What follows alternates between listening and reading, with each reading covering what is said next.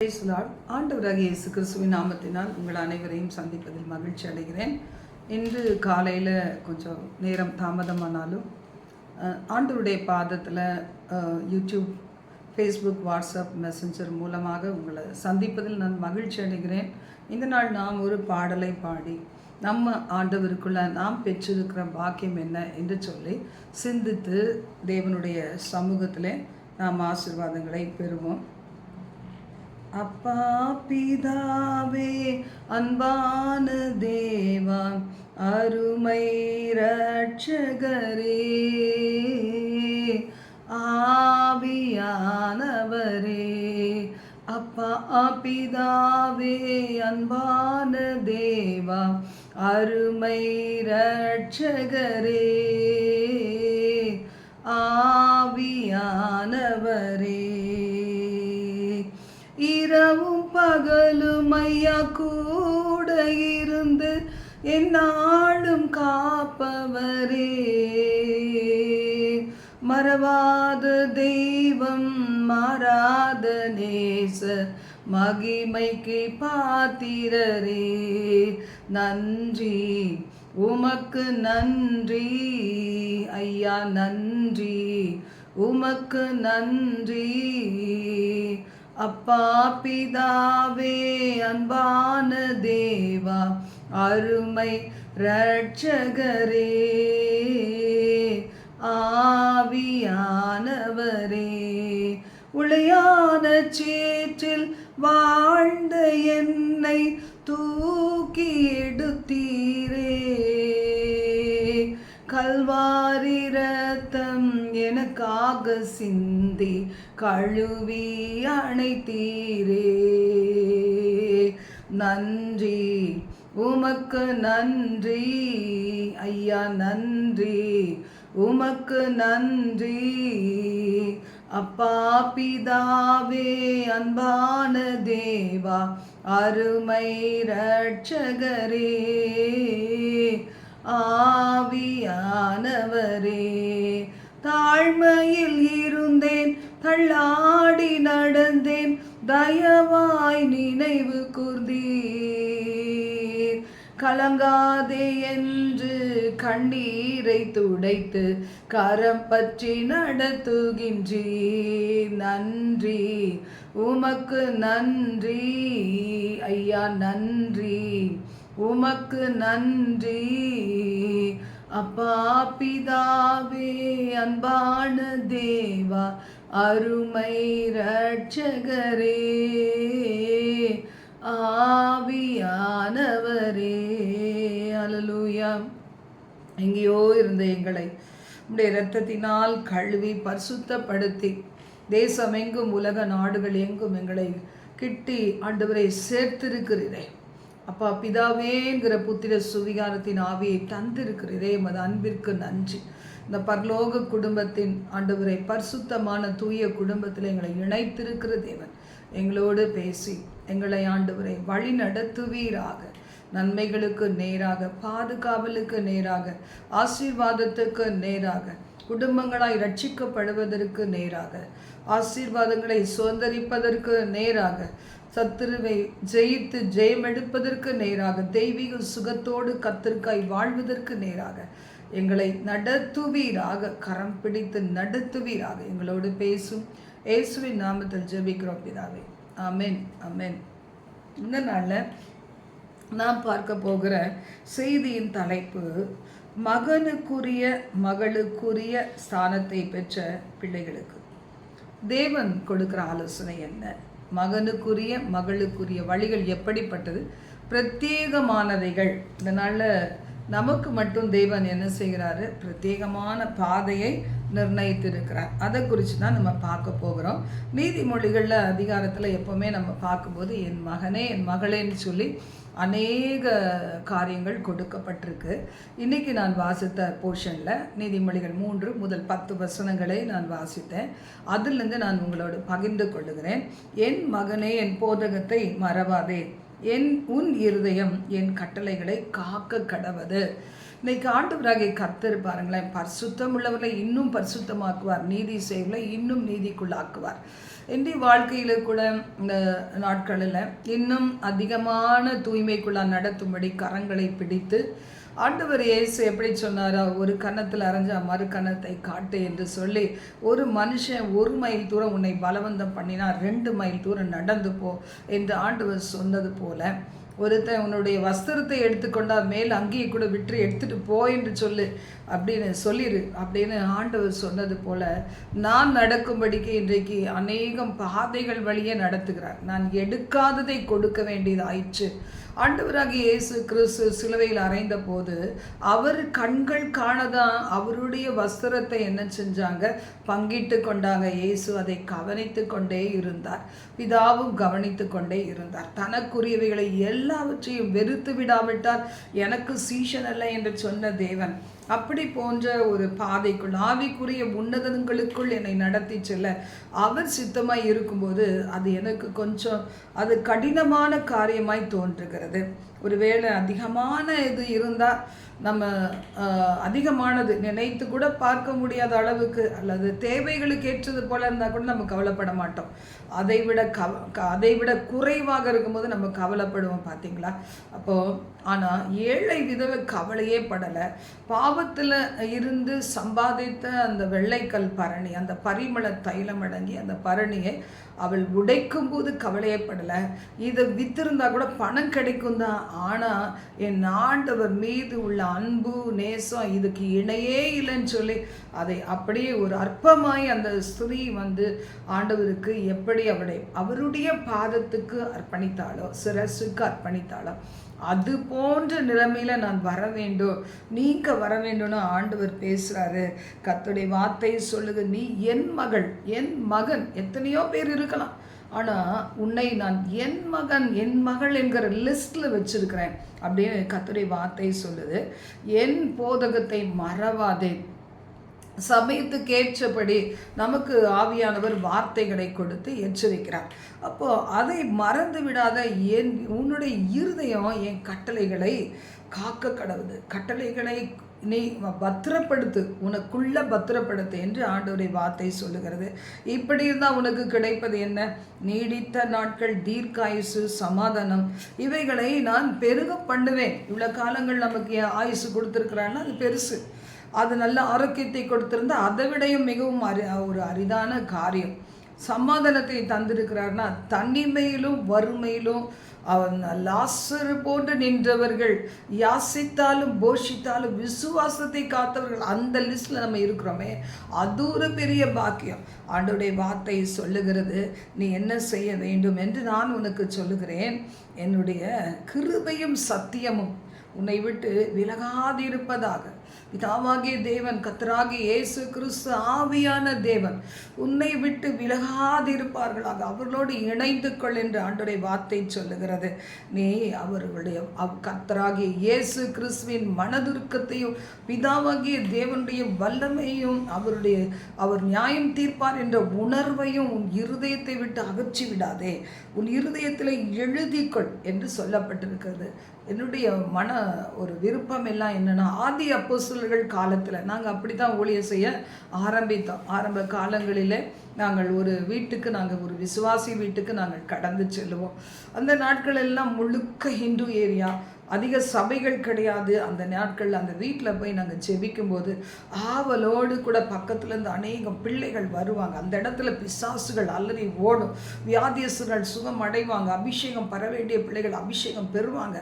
அந்த நாட்களிலலாம் எந்த எதிர்ப்புகளே கிடையாது. சந்தோஷமாய் நாங்கள் ஊழியம் செய்த காலங்கள். அதற்கு பிறகு அவங்க ஆலயத்துக்கு வந்து ரட்சிக்கப்பட்டு ஞானஸ்தானம் பெற்று சபையோடு இணைந்திருப்பாங்க.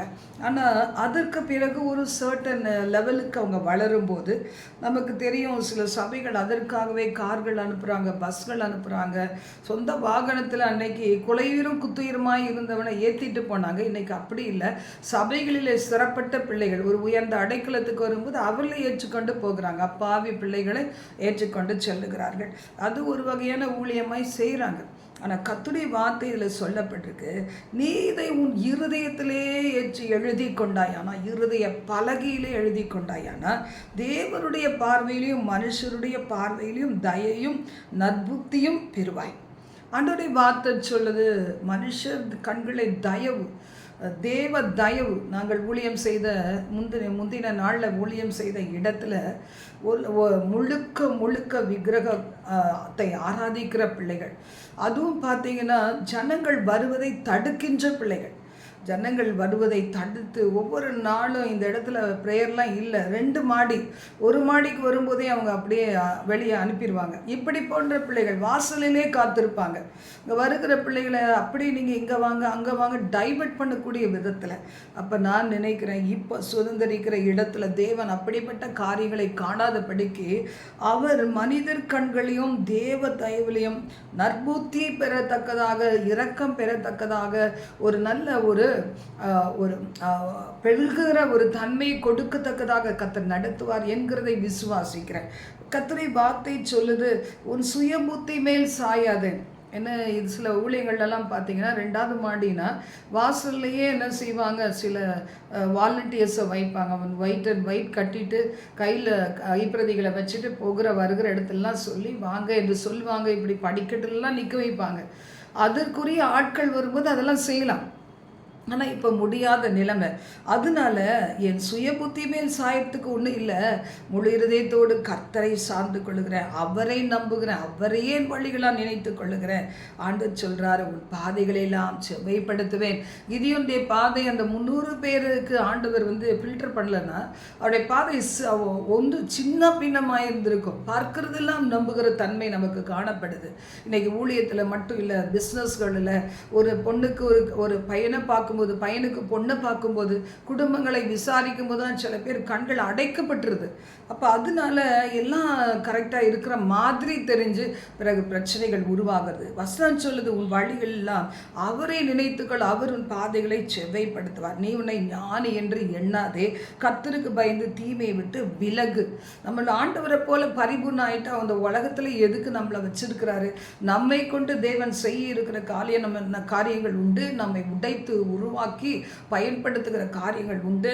இந்த உலகம் முழுவதும் இருக்கிற இருளின் கிரிகளை அகற்றுவதற்கு, உங்களை என்னையும் ஆண்டவராகி கர்த்தர் வெளிச்சமாக வைப்பதற்கு அவருக்கு ஆசை உண்டு. உலகம் முழுவதும் தேசம் எங்கும் விக்கிரக ஆராதனைகளும் விபச்சார வேசித்தனத்தின் ஆவிகளும் பணாசையினால் செய்யப்படுகிற கொடூர சம்பவங்களும், இயேசு இல்லாமல் நரக்கத்தில் கொண்டு போய் தள்ளப்படுகிற ஆத்துமாக்களும், வாலிப பிள்ளைகள் திசை தடுமாறி போகிற காரியங்களும், அவர்கள் பாருங்க ஒன்றா இணைந்து பிறந்த நாள் கொண்டாடுறாங்க.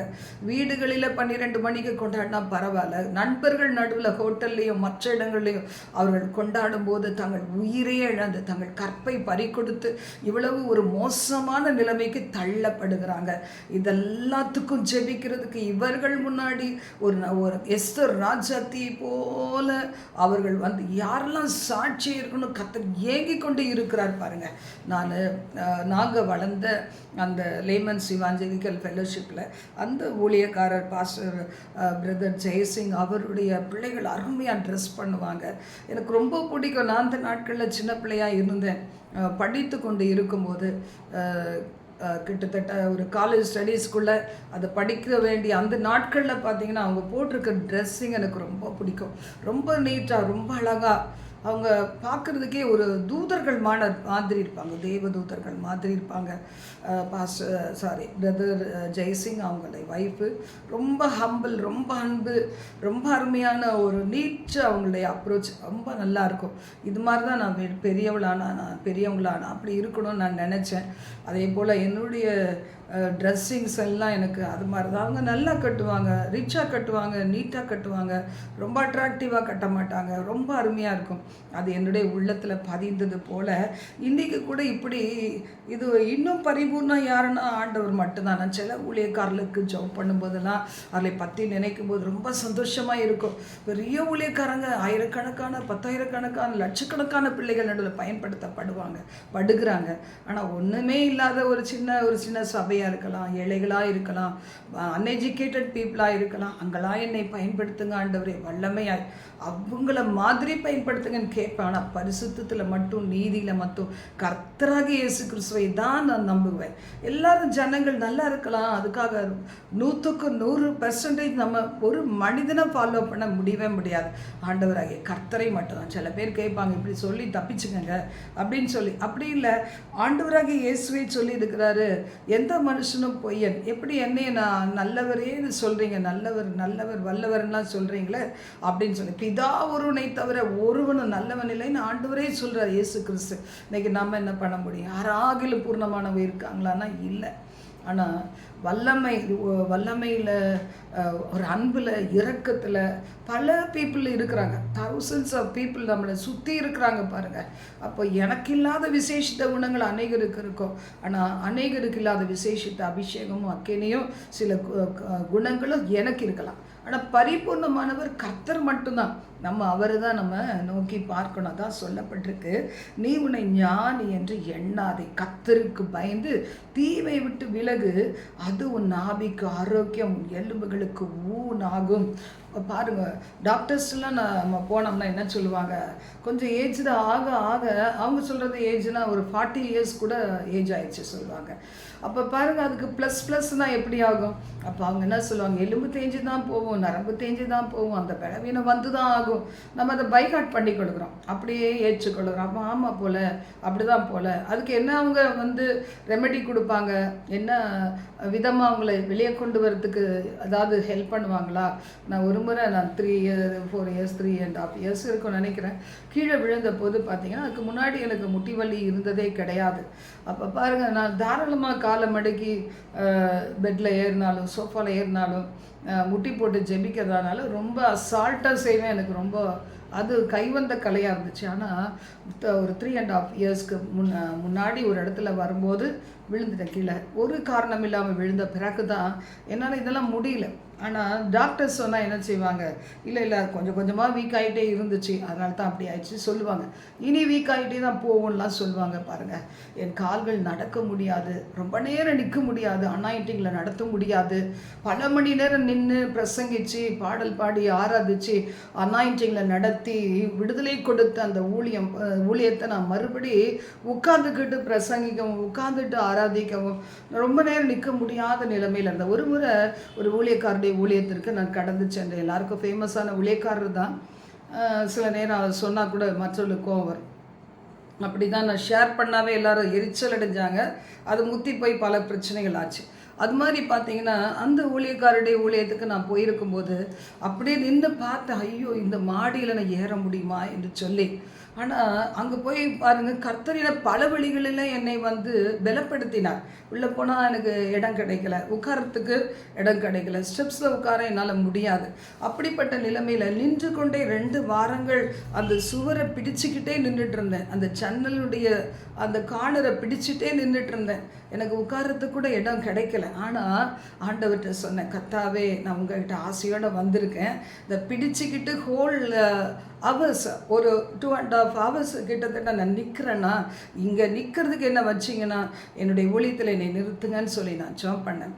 பெயின் இருந்துச்சு, ஆனால் ஜெபம் பண்ண பார்த்தீங்கன்னா அதுக்கு பிறகு என்னை கொஞ்சம் கொஞ்சமாக கர்த்தர் நிற்க வச்சார், நடக்க வச்சார். ஆனால் கொஞ்ச நேரம் வர்ஷிப் பண்ண வச்சார், அப்புறமா மெசேஜ் கொடுக்க வச்சார். இப்போ பல இடங்களில் நான் போக முடியுமான்னு நினச்சேன், ஆனால் போக செய்து என்னை பயன்படுத்தி வருகிறாரு. இது கொஞ்சம் கூட மெடிக்கல் ரிப்போர்ட்டுக்கும் என்னுடைய வாழ்க்கையில் இருக்கிற என் பலவீனத்துக்கும் ஒரு துளி சம்மந்தமே கிடையாது. அப்போ இன்றைக்கி நீங்கள் கூட அப்படிலாம் நினைக்கலாம், அவ்வளோதான் போல் இருக்குது. நான் ஒரு இடத்துக்கு ஊழியத்திற்காக போயிருந்தேன். எல்லோரும் ரிட்டையர்டு ஹெச்எம், டீச்சரு, இப்போவும் டீச்சிங் ப்ரொஃபஷனில் இருக்கிறவங்க, ரொம்ப ஏஜ்டு பர்சன், ரொம்ப பலவீனமானவங்க தான் இருந்தாங்க. அப்போ பாருங்கள், அவங்களுக்கு அது முடியல இது முடியலன்னு சொல்லும்போதெல்லாம் இருதயம் சொல்லிச்சு. நான் அவங்கள்ட்டே சொன்னேன், டாக்டர்ஸ் அப்படி தான் சொல்லுவாங்க, வசனம் என்ன சொல்லுதோ அதுபடி வாழ்ந்தீங்கன்னா ஆரோக்கியமாக இருப்பீங்க. எல்லோரும் என்கிட்ட கேட்பாங்க, நல்லா இருக்கிறீங்களா? நல்லா இருக்கேன். அது என்ன இன்னும் அதாவது என்ன எக்ஸ்பெக்ட் பண்ணுறாங்க, ஏதோ சில காரியங்கள் இருக்குன்னு சொல்லணும்னு எதிர்பார்க்குறாங்க. நான் சொல்கிறது இல்லை. ஏன்னா என்னுடைய சரீரத்தின் பலவீனத்துக்கு தேவையான பலத்தை கொடுக்க ஆண்டவர் என்றைக்கும் இருக்கிறார். என்றென்றும் இருக்கிறார். ஜீவனுள்ள நாளெல்லாம் நன்மை கிருபை என்னை தொடர், எனக்கு பாக்கிய நன்மை உண்டாயிருக்குன்னு சொல்லிட்டார். அப்போ பார்த்தீங்கன்னா நான் எதற்காக நான் அதை பற்றி கவலைப்படணும்? வாழ்கிற வரைக்கும் ஆண்டவர் ஆரோக்கியத்தை கொடுப்பார். அவர் ஓட்டத்தை முடித்த உடனே அவர் கொண்டு போவார்.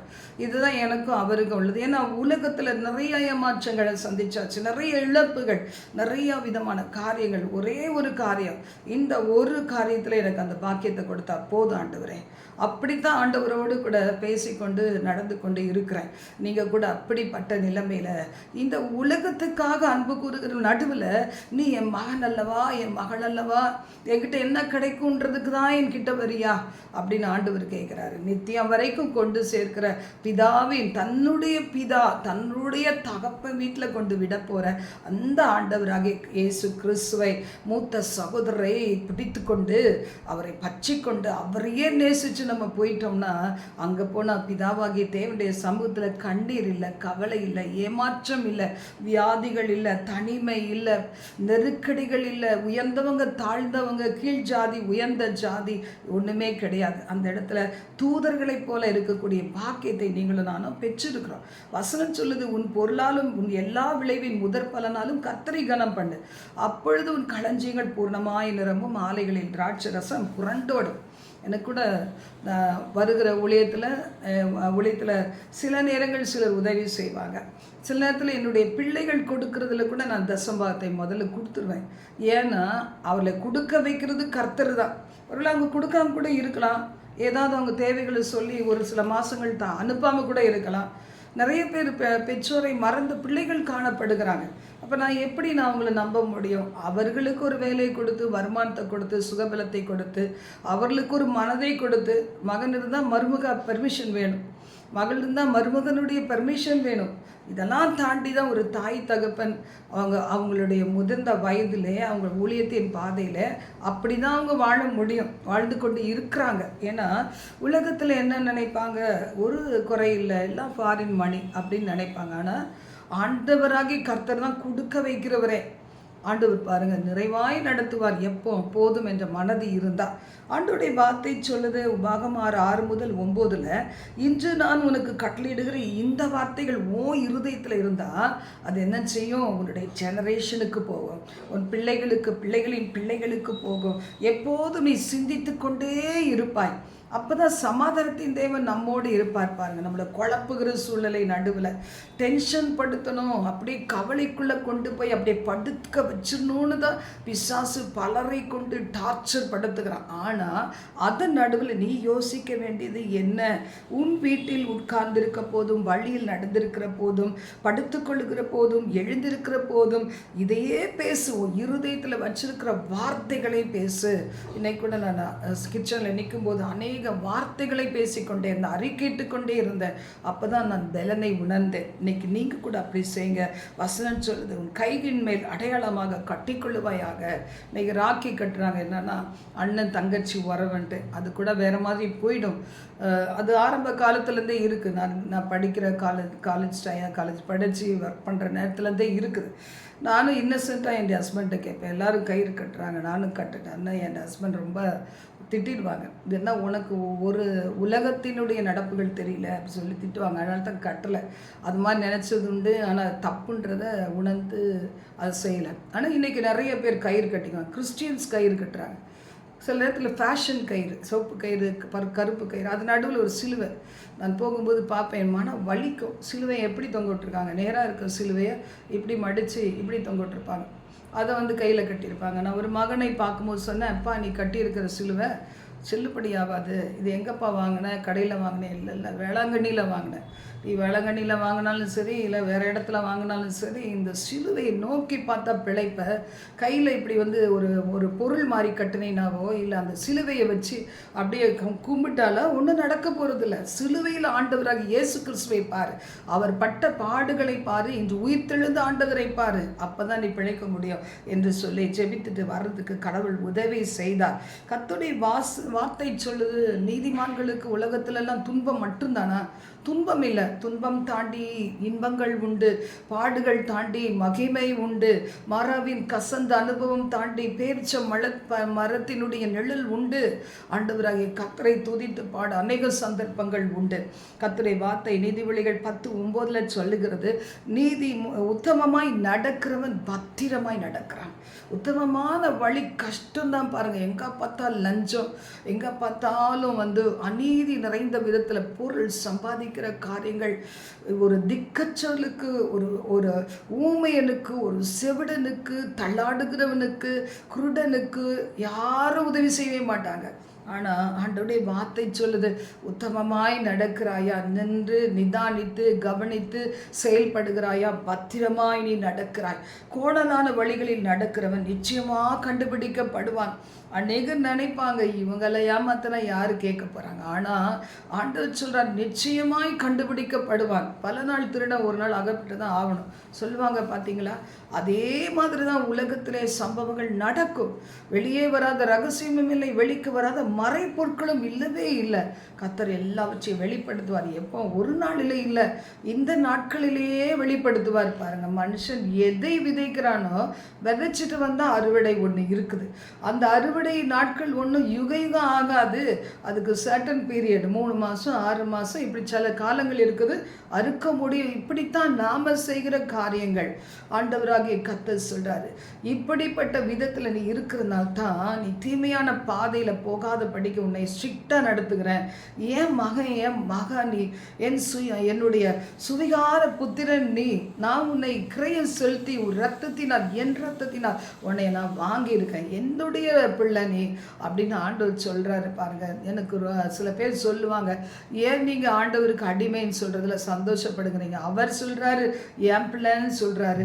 அப்படின்னு சொல்லும்போது எனக்கு அவர் பிள்ளைங்கிறதுல ரொம்ப மகிழ்ச்சி. ஏன்னா எங்கள் அப்பா ஒரு நாள் கூட என்கிட்ட அன்பாக பேசுனது கிடையாது, என் மகளேன்னு அவர் சந்தோஷப்பட்ட நாளே கிடையாது. ஆனால் என்னுடைய ஆண்டவர் மட்டும், நான் கேட்ட ஆண்டவரை ஒரே ஒரு முறை என் மகளேன்னு கூப்பிட்டுருங்களேன், என் பேர் சொல்லி கூப்பிட்டுருங்களேன். அப்போல்லாம் எனக்கு அந்த மாதிரி ஒரு அன்போட யாருமே கூப்பிடலேன்ற ஒரு வருத்தம் இருந்துச்சு. பாருங்கள், கர்த்தர் என்னோட பேசும்போதெல்லாம் என் மகளேன்னு கூப்பிடுறாரு. இப்போவும் அவர் கூப்பிடுறாரு. இன்னைக்கு வரைக்கும் சொப்பனங்களை என்னோட பேசும்போதெல்லாம் என் மகள் தான் சொல்கிறாரு. மதின்னு பேர் சொல்லி அழைத்த தேவன் இன்னைக்கு உண்மையுள்ளவராக இருக்கிறார். எவ்வளோ பேர் சவால்கள், எத்தனை பேர் ஏளனங்கள், எவ்வளோ பரியாசங்கள், எத்தனை கொஸ்டின்ஸ். இது நடுவில் நிற்கிறேன்னு சொன்னால் என்னை அழைத்த தேவனுடைய குரலை கேட்டேன். மதி என்று சொல்லி, நீ சண்டே கிளாஸ் எடுக்க போய் என்று சொல்லி ஆவியானவரே பெறாத நாட்களை என்னோட பேசின ஆண்டவர் இன்றும் உண்மையுள்ள தேவனாய் இருக்கிறார். அதனால்தான் இன்றைக்கு பிழைத்திருக்கிறேன், சவாலாக இருக்கிறேன்.